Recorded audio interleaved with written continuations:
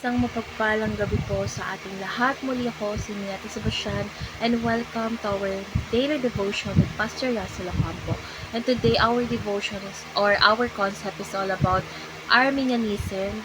So, Arminianism is a theological tradition that emphasizes human free will in salvation, proposing that God's provision, providential control does not override individual choice. So it contrasts with Calvinism, particularly regarding election, grace, and perseverance. So our Bible reading is all about Ephesians chapter 1, verse 4 to 6. For he chose us in him before the creation of the world to be holy and blameless in his sight. In love, he predestined us for adoption to sonship through Jesus Christ, in accordance with his pleasure and will, to the praise of his glorious grace, which he has freely given us in the one he loves. So, additional reading is all about Psalm chapter 115, verse 3, Romans chapter 8, verse 30, John chapter 6, verse 37 and 44, Isaiah chapter 46, verse 9 and 10. So, tungkol saan nga ba tong verse na ito? So, ang verse na ito ay nagpapakita ng kapangyarihan at layunin ng Diyos sa kaligtasan. So, pinili tayo ng Diyos bago pa man likhain ang mundong ating kinakatayuan. So, sa pamamagitan ng kanyang biyaya at pag-ibig, upang tayo maging banal at walang kapintasan, ang pagpili niya ay ayon sa kanyang kalooban at kalwalhatian.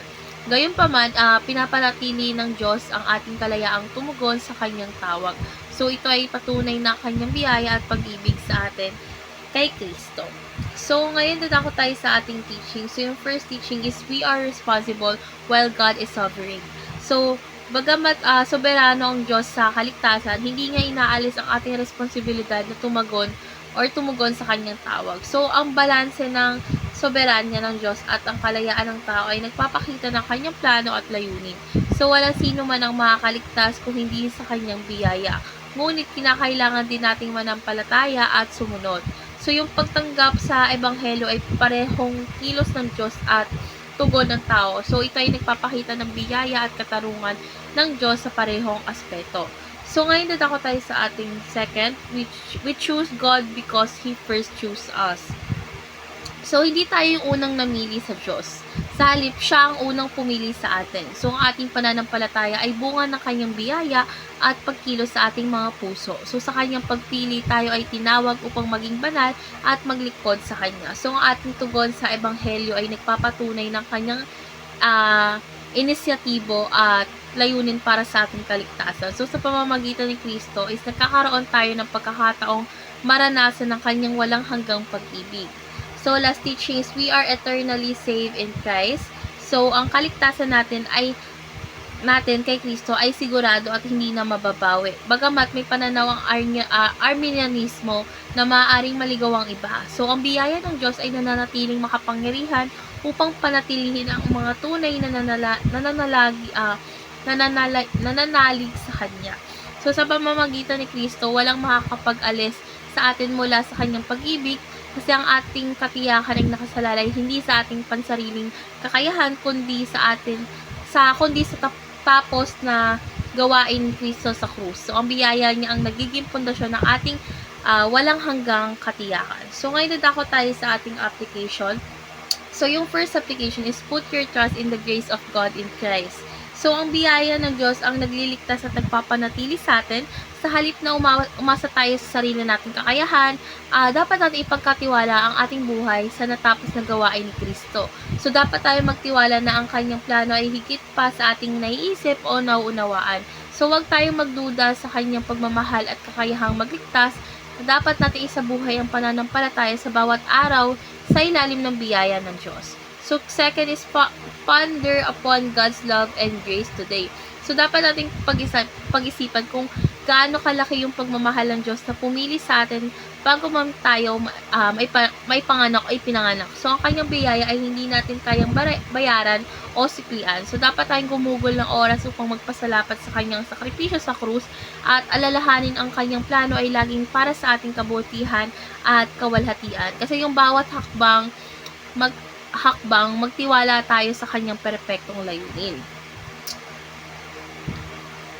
Last is, praise God because we do not lose our salvation.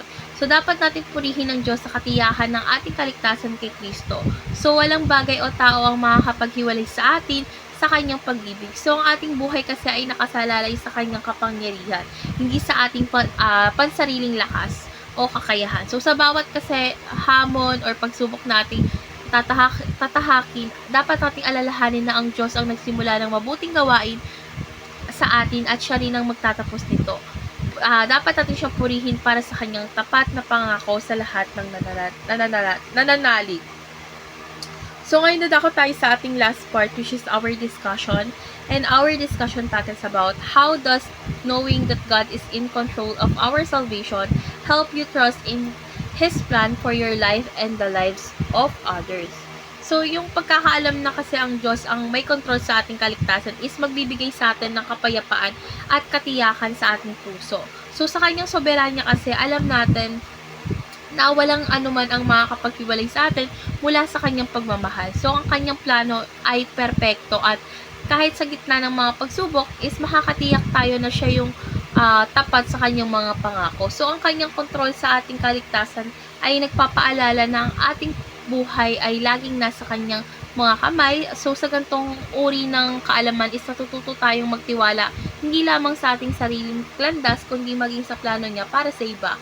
So, yung soberanya ng Diyos kasi is nagbibigay sa atin ng inspirasyon upang magpatuloy sa pananampalataya, lalo na sa gitna ng kawalang katiyakan. So, ito rin ay nag-uudyok sa atin na manalangin at magtiwala sa kanyang pagkilos sa buhay ng mga mahal natin sa buhay.